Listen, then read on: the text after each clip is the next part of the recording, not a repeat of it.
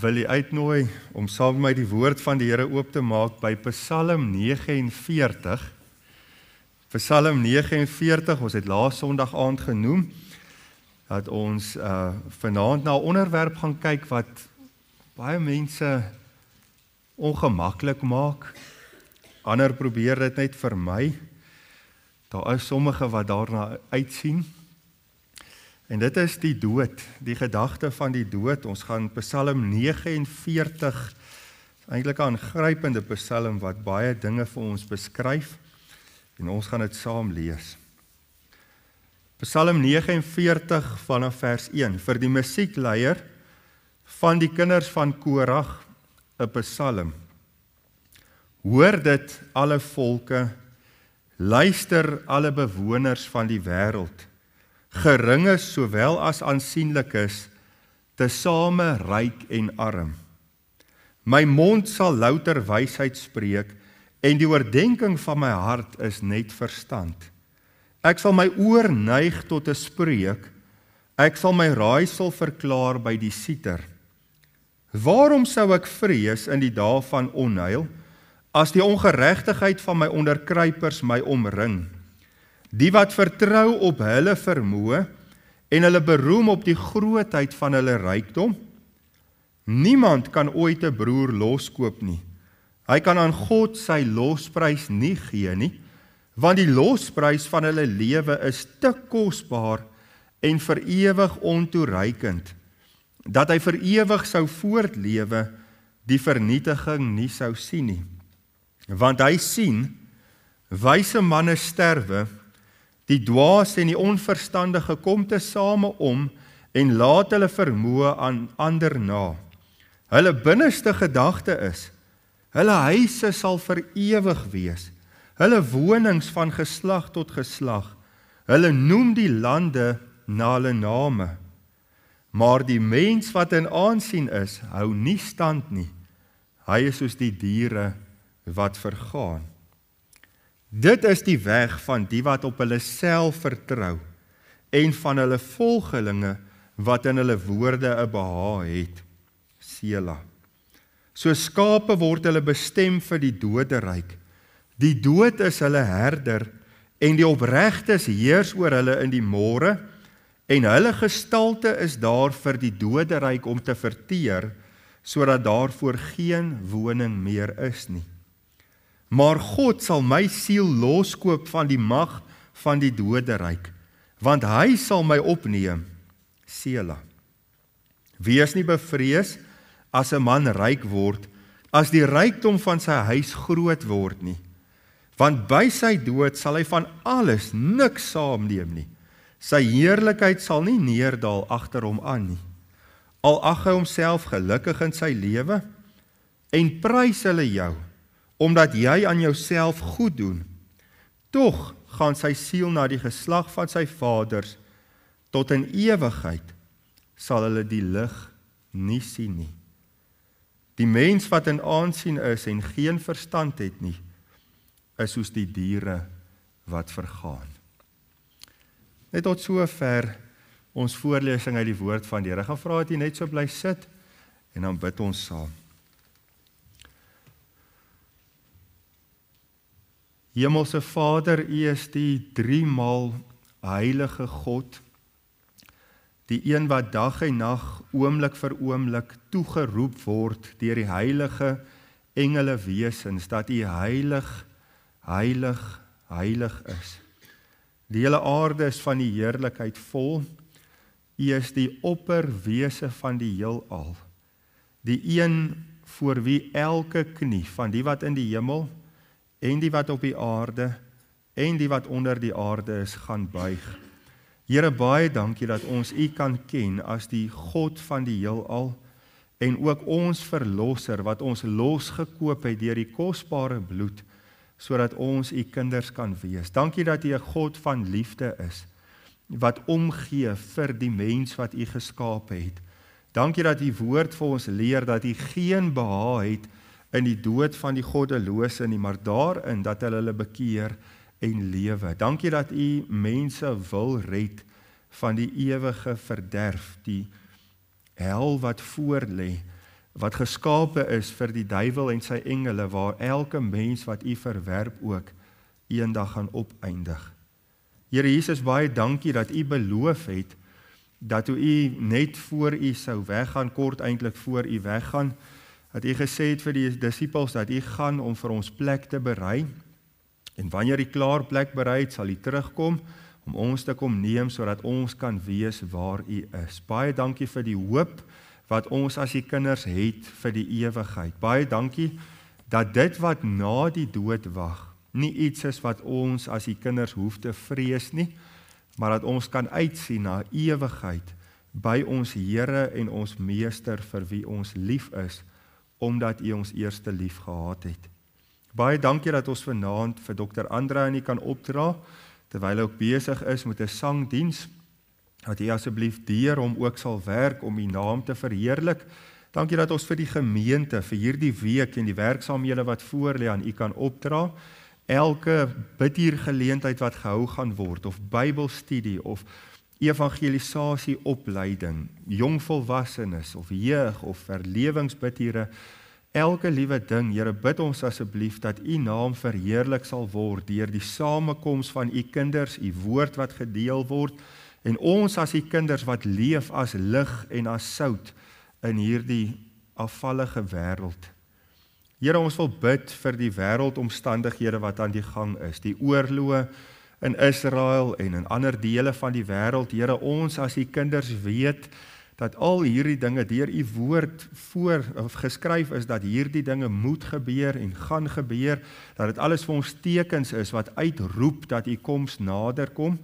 En ons bid, Here, dat mense wat u nog nie ken nie, sal ag gee op die tekens van die tyd, en hulle sal bekeer terwyl u nog vir hulle die geleentheid gee.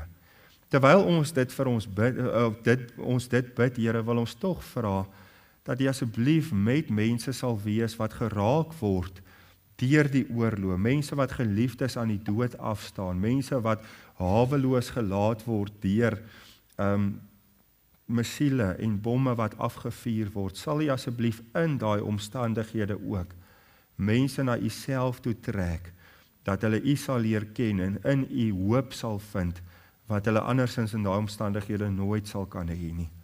Baie dankie dat ons vir die regering van ons land kan bid, Here. Ons bid vir die redding van hulle siele.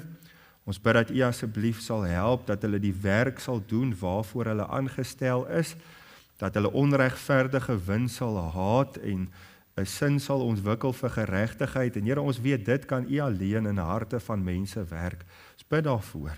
Ons bid asseblief vir 'n terugkeer van mense in hierdie land na u toe, en ons dank u daarvoor in Jesus se naam. Amen. Ek wil graag die aandag rig op die woorde van vers 11. Eintlik is daar so baie wat praat oor hierdie onderwerp vanaand, maar hy sê daar hierdie woorde: wyse manne sterwe, die dwaas en die onverstandige kom tesame om, en laat hulle vermoë aan ander na. Sê of jy wys is en of jy dwaas is, vroeër in die Psalm, of jy hoog in aansien is of nie, die dood is iets wat ons almal raak. En daarom die tema vir vanaand, selfs as die opskrif van hierdie Psalm, die mag van die dood. Dood is 'n abstrakte ding, soos wat ek net nou genoem het, die onsekerheid van dit. Nie noodwendig vir ons as kinders van die Here vir dit wat na die tyd vir ons wag nie.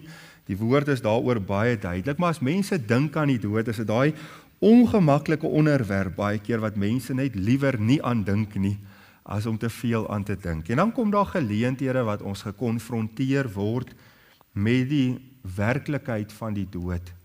Baie keer ruk dit 'n mens tot stilstand om mooi te besin oor 'n mens se lewe, mense wandel met die Here en dit wat vir ons voorlê na hierdie lewe. Nou interessant, ek het laas week genoem met die jeugdiens dat ons gaan verwys na 'n persoon wat probeer keer dat hy nie doodgaan nie.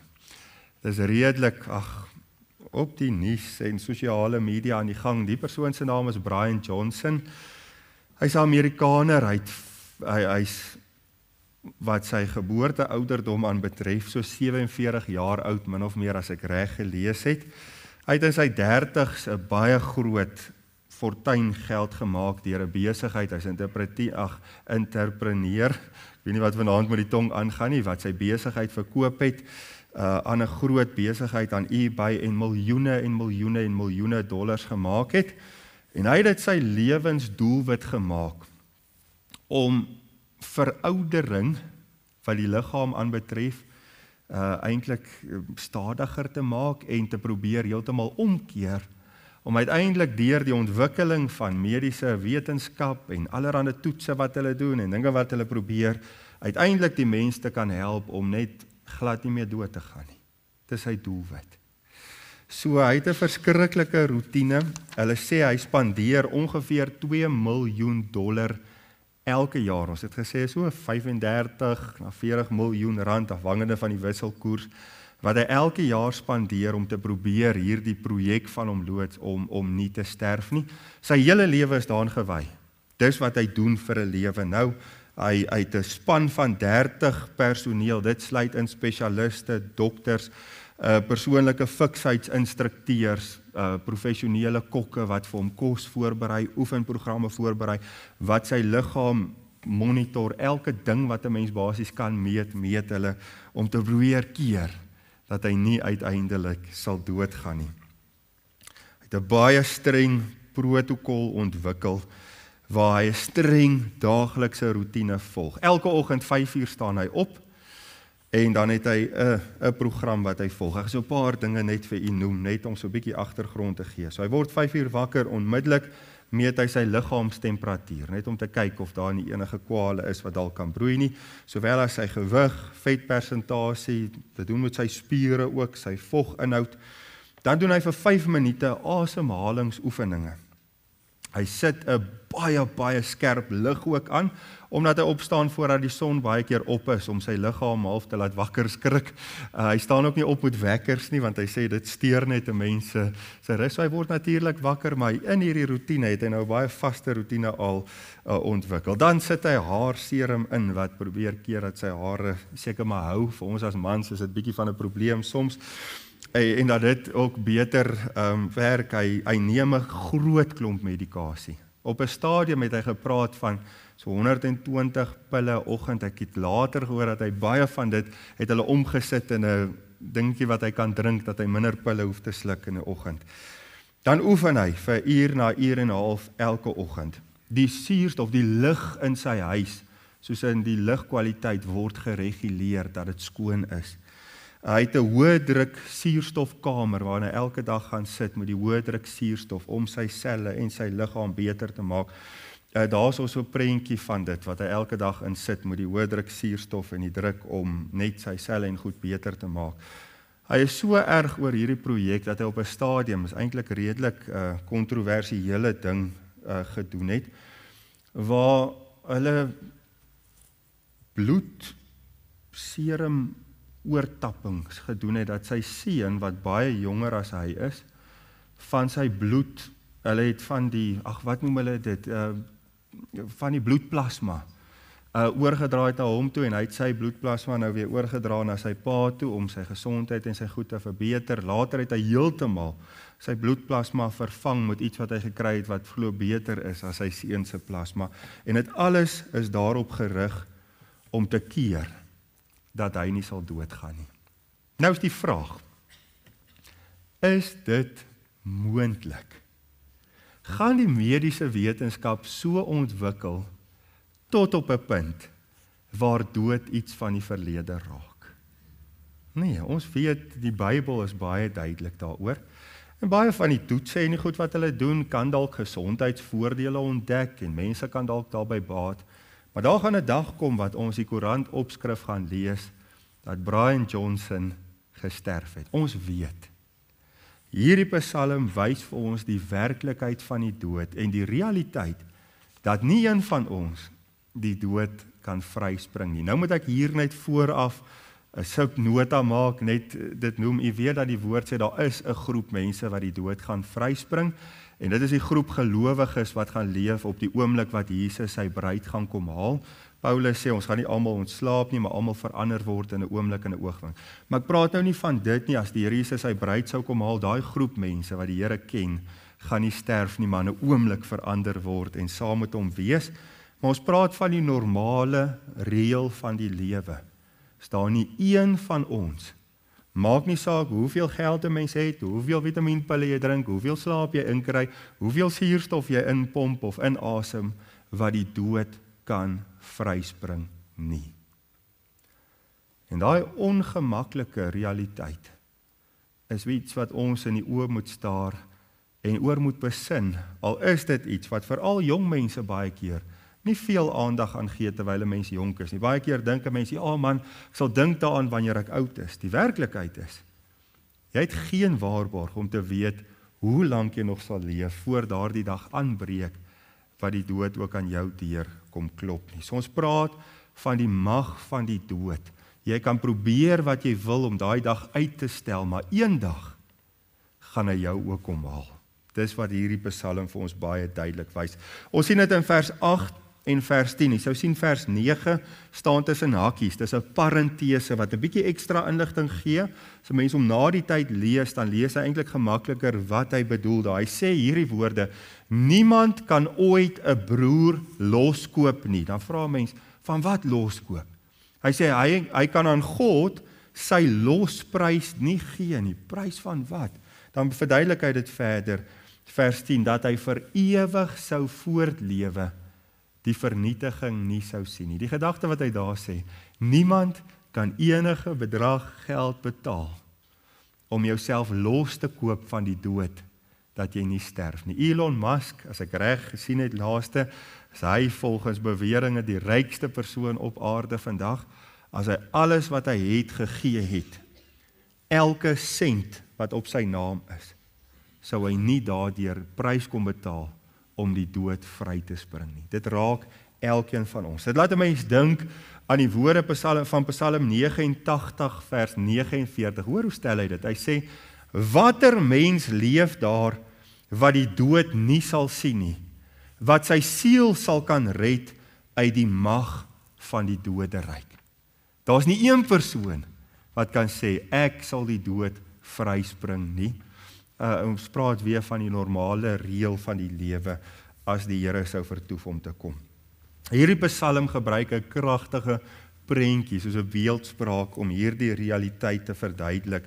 Wanneer hy in vers 15 se eerste deel hierdie woorde sê, hy sê, so skape word hulle bestem vir die doderyk, die dood is hulle herder. Hy gebruik die prentjie dat mense so skape wat deur 'n herder begelei word na 'n stal toe, dat die dood 'n herder is wat een na die ander mense begelei in die doderyk. En as hierdie prentjie, die dood is hulle herder, en so skape word een na die ander mense die ewigheid ingelei. Daar word na bewering, of hulle sê as 'n mens nou gaan lees op die internet, dat daar byna 2 mense elke sekond, as ek reg gesien het, laas sterf. 1.7 is die gemiddeld op aarde.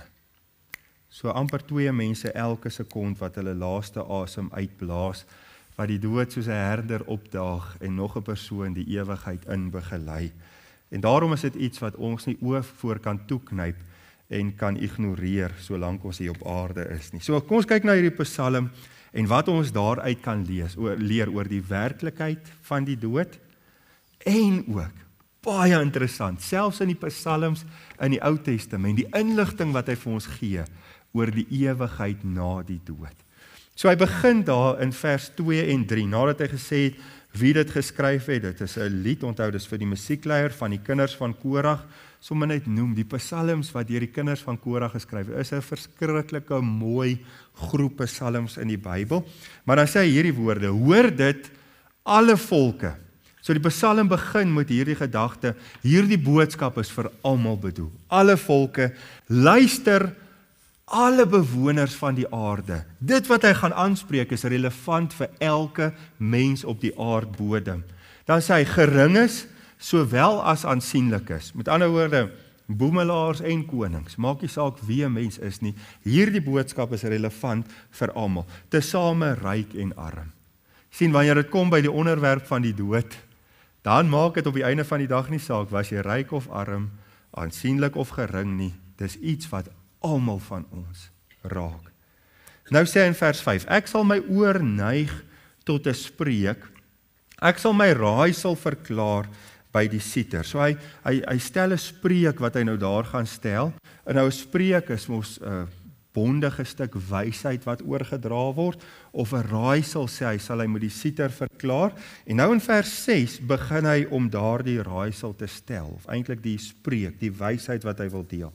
Hy vra 'n vraag, waarom sou ek vrees in die dae van onheil? Sê, hoekom sal ek bang wees in die dag waar daar nood of onheil of gevaar is, as die ongeregtigheid van my onderkruipers my omring? So as ek die dood in die oë staar, hoekom sal ek bang wees?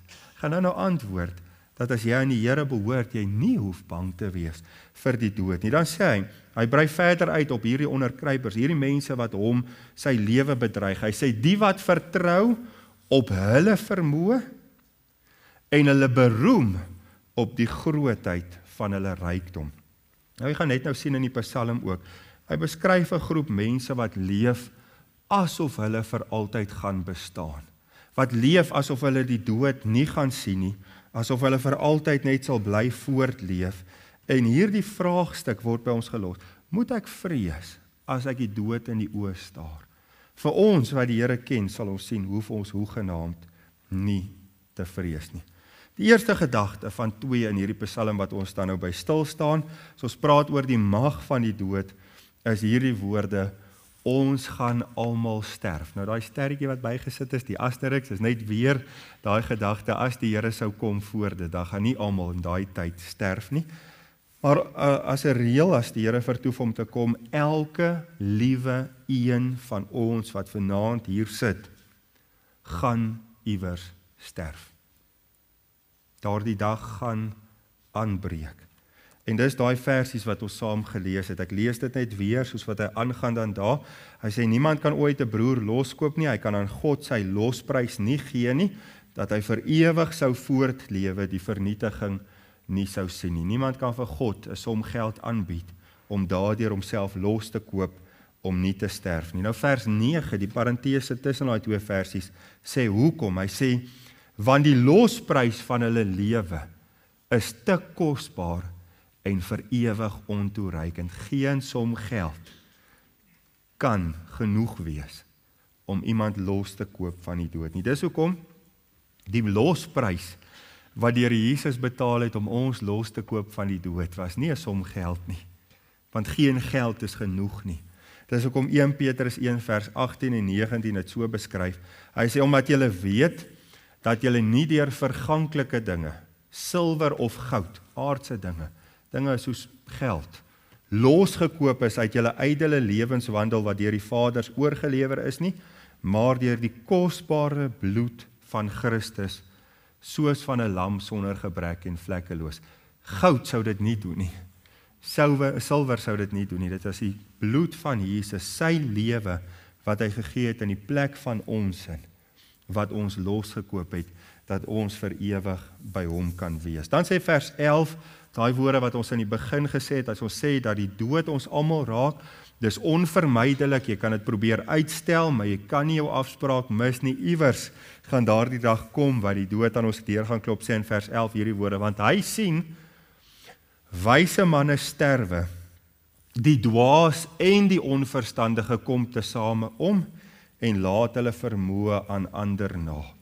Daar kom 'n dag, dwaas of wys, jy gaan sterf, en wat jy bymekaar gemaak het, jou vermoë, los jy vir iemand anders na jou.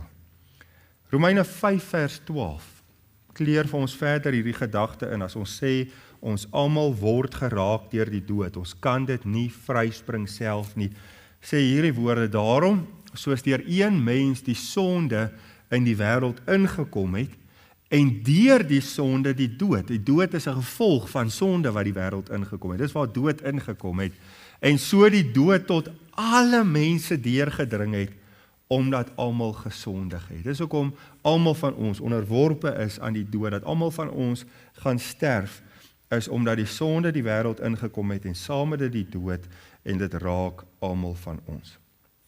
Selfs mense wat leef asof hulle vir altyd gaan leef, kom daar 'n dag wat hulle gaan sterf. Hoor hoe stel hy dit in vers 12. Hulle binneste gedagtes, hy beskryf nou hierdie groep mense wat op hulle self en op hulle vermoë vertrou.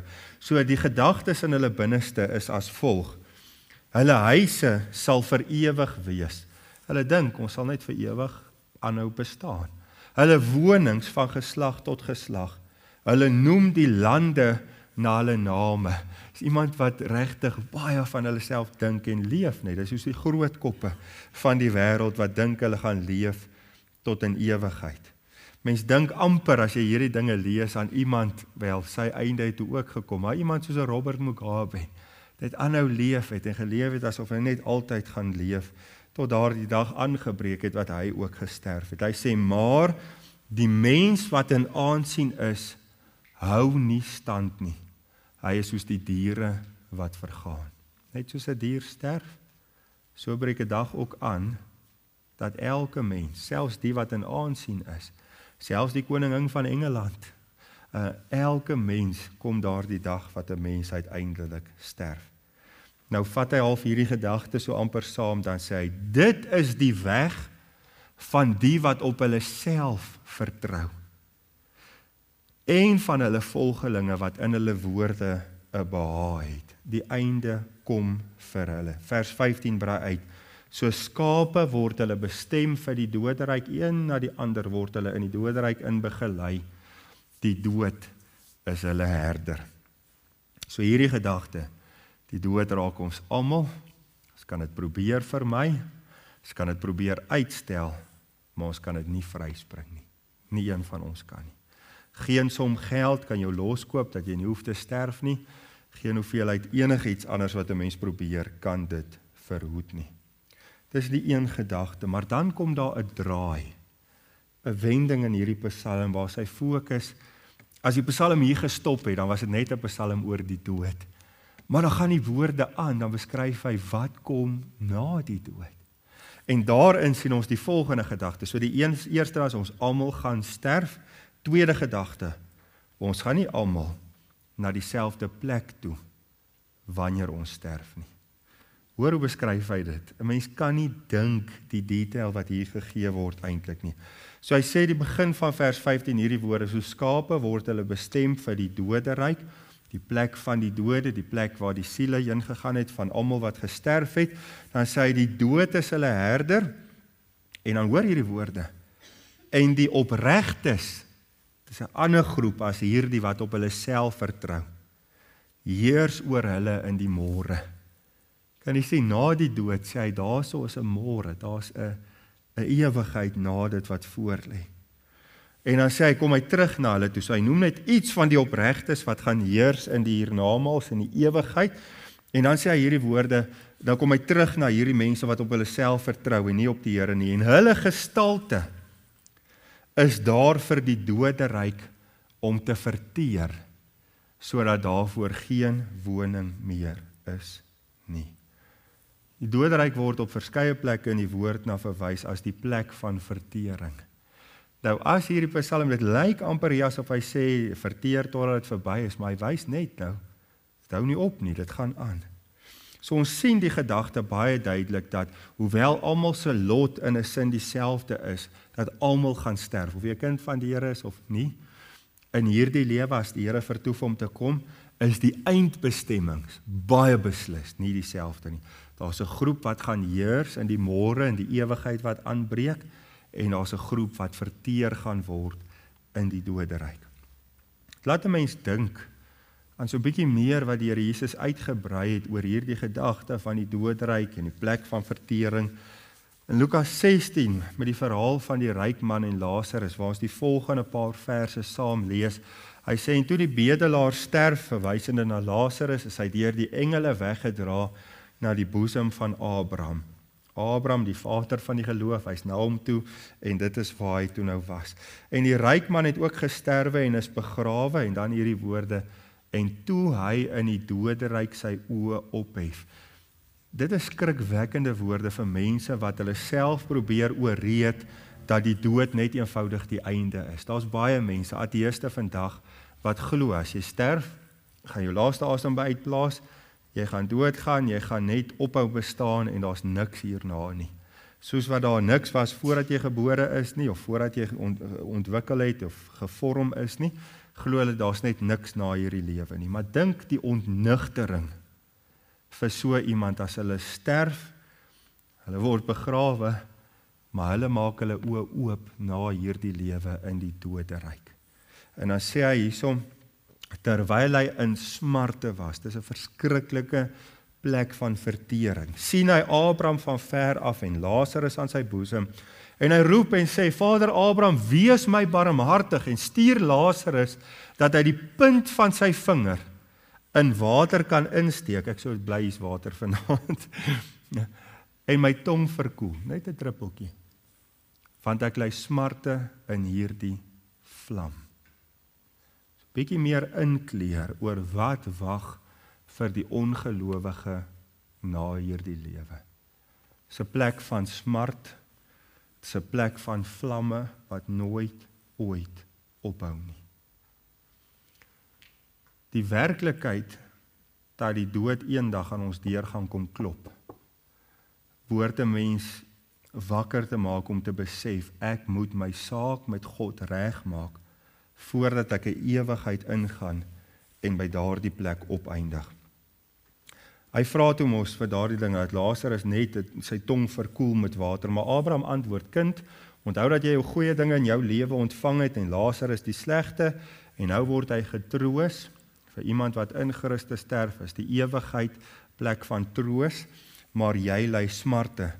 En by dit alles is daar tussen ons en julle groot kloof gevestig, sodat die wat hier vandaan wil oorgaan na julle nie kan nie, en die wat daar is nie na ons kan oorkom nie. Dit wys net daai werklikheid dat na die dood kan jy nie kante verander nie. Jy kan nie van die doderyk af, die plek van vertering oorgaan nou en jou saak, dan moet die Here regmaak nie. As jy sterf sonder Christus is dit verby.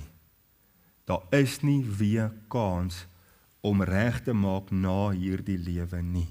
Genadetyd is terwyl jy asemhaal hier op aarde. Vers 27 en 28, en hy sê, ek bid u dan Vader, is altyd vir my so aangrypend, toe hy besef, daar is vir hom geen hoop meer nie. Hy kan niks meer doen, om reg te maak en oor te gaan na die ander kant toe nie. Toe sê hy, ek bid u dan Vader, om hom na my vader se huis te stuur, want ek het 5 broers, toe is hy besorgd oor die wat nog 'n kans het, wat nog lewe. En hy het 5 broers gehad, hy was so bang dat hulle ook daar gaan opeindig, om hulle dringend te waarsku, sodat hulle nie ook in hierdie plek van pyniging kom nie. Ag asseblief, stuur net vir Lazarus, dat hulle kan waarsku, dat hulle asseblief nie ook hier opeindig, en beleef wat ek beleef, en weet, hulle kan nooit weer daar uitkom nie. Dis 'n plek van vertering, dis 'n plek van pyniging, daai is alles maar nog net 'n voorsmaak, van die poel van vuur, wat ons in Openbaring 20 lees, wat die ewige eindbestemming is, van mense wat sonder Jesus sterf. Maar hy stop nie daar nie. Daar is die slegte nuus. Daar is die waarskuwing vir iemand wat nog nie Christus aangeneem het nie. Hy sê terloops net, nadat hy daai gesê het, toe sê hy, maar Abraham sê toe mos, maar hulle het Moses en die profete, hulle het die woord, laat hulle daarna luister. Toe sê hy, nee, maar as iemand uit die dood uitkom, dan sal hulle luister, en toe sê hy, as hulle nie luister na die wet en die profete nie, sal hulle ook nie luister nie, al sou iemand ook uit die dood uit hulle waarsku. As iemand na die woord nie luister nie, sou dit nie eers help, as iemand uit die dood uitkom, om jou te waarsku nie. Terloops, daai man het goed geweet, dit staan nou nie hier nie, as in een van die ander versies later, dat hy geweet het om nie daarop te eindig nie. Die waarskuwing was dat hulle bekeer, dis die woord wat hy gebruik.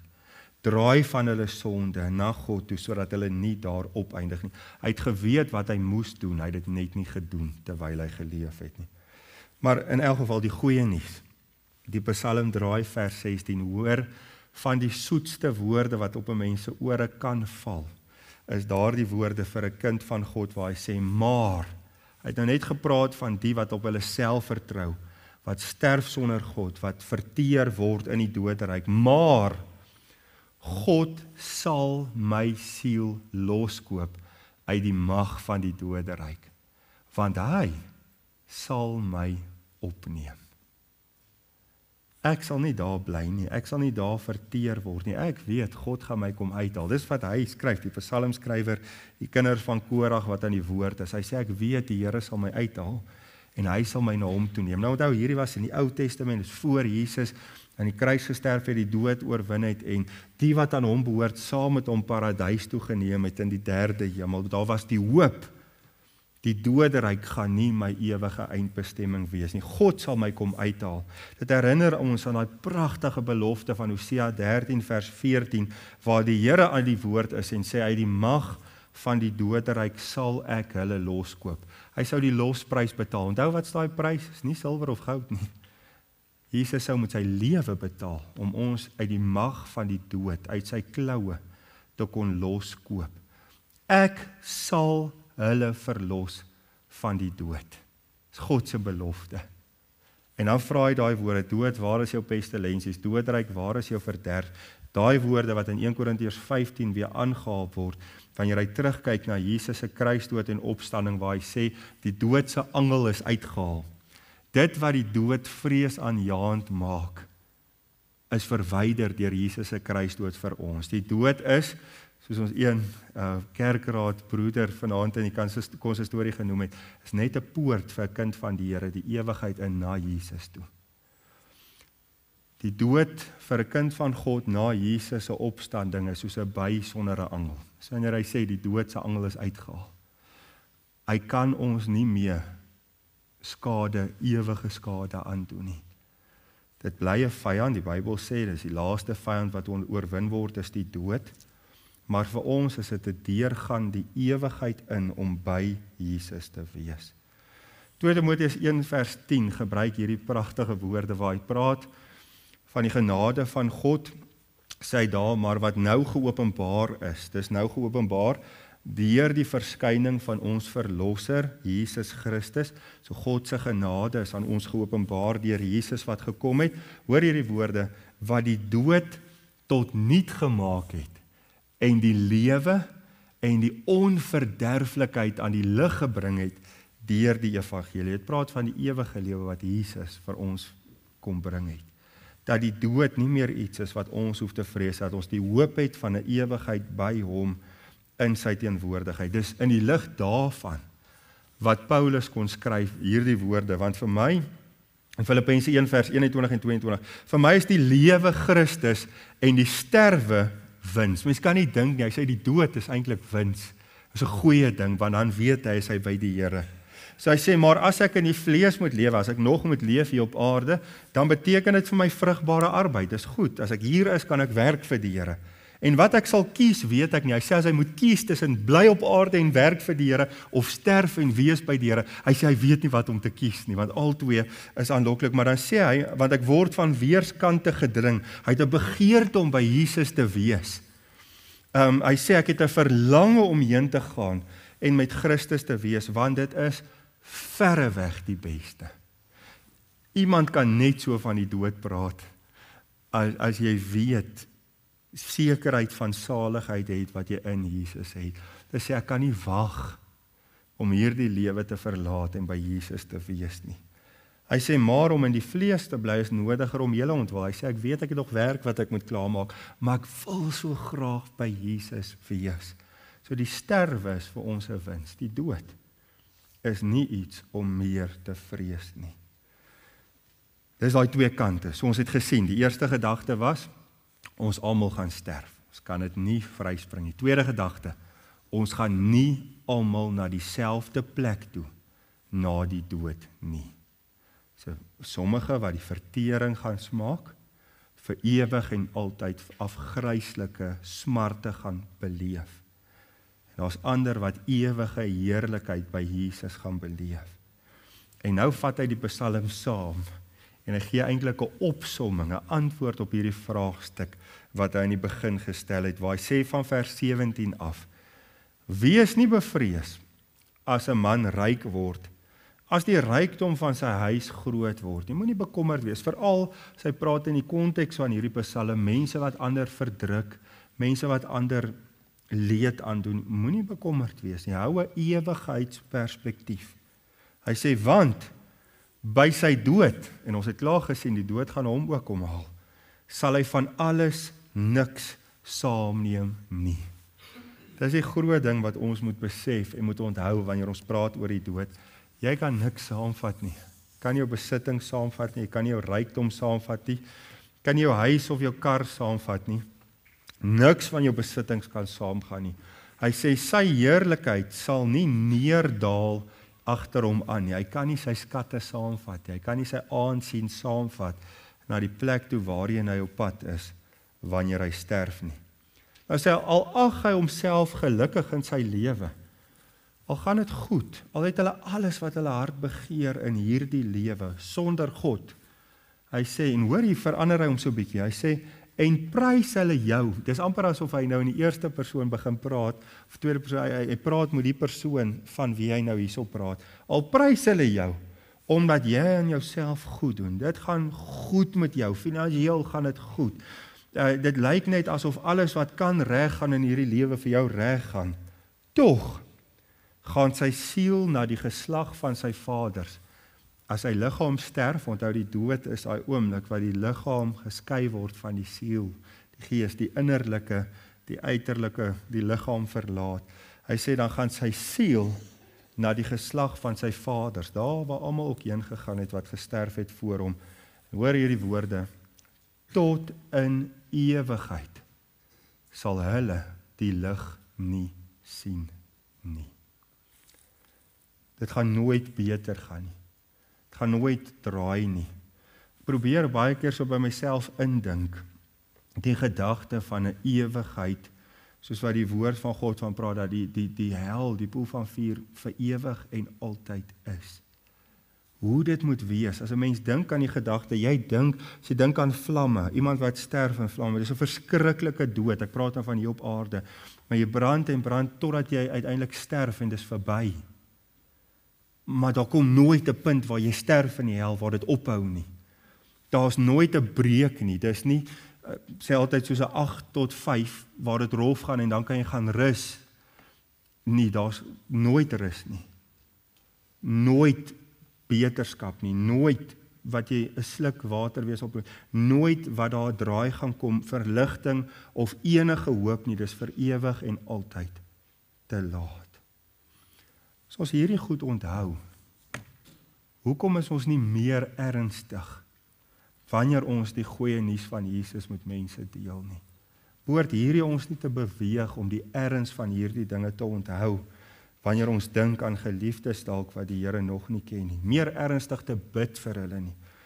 Dan sê hy, dan vat hy eintlik net weer saam, iets wat hy vroeër genoem het ook, die mens wat in aansien is en geen verstand het nie, is soos die diere wat vergaan. Die dood gaan kom.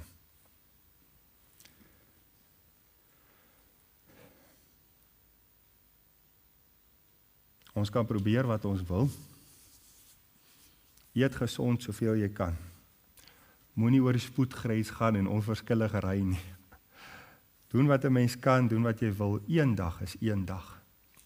Dan gaan jou familie ook die tyding kry. Hierdie persoon het hulle laaste asem uitgeblaas. Ons kan die dood nie vryspring nie. Wat ek vanaand by u wil pleit en in die midde wil los in die lig van God se woord, is maak seker as daardie dag kom, dat jy gereed is vir dit, dat jou saak met God reg is, en dat jy die hoop kan hê om by Jesus te wees vir ewig en altyd na hierdie lewe. Amen. Kom ons bid saam. Hemelse Vader, u woord is vir ons kosbaar. Dis altyd relevant. Hierdie onderwerp wat u vir ons in hierdie Psalm laat opteken het, is werklik vir alle aardbewoners nodig om van kennis te neem. Ryk, arm, vernaam, wat ook al, Here.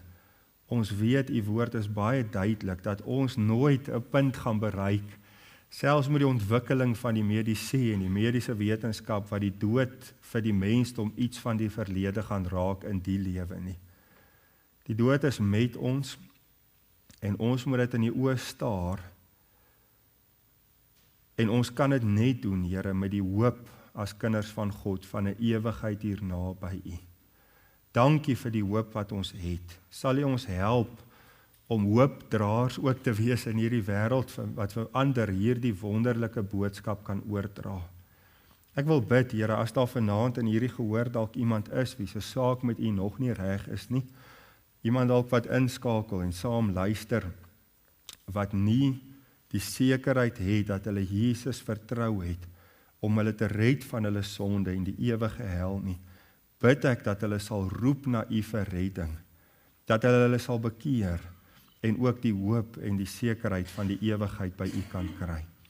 Baie dankie dat ons dit mag bid in Jesus se wonderlike naam. Amen.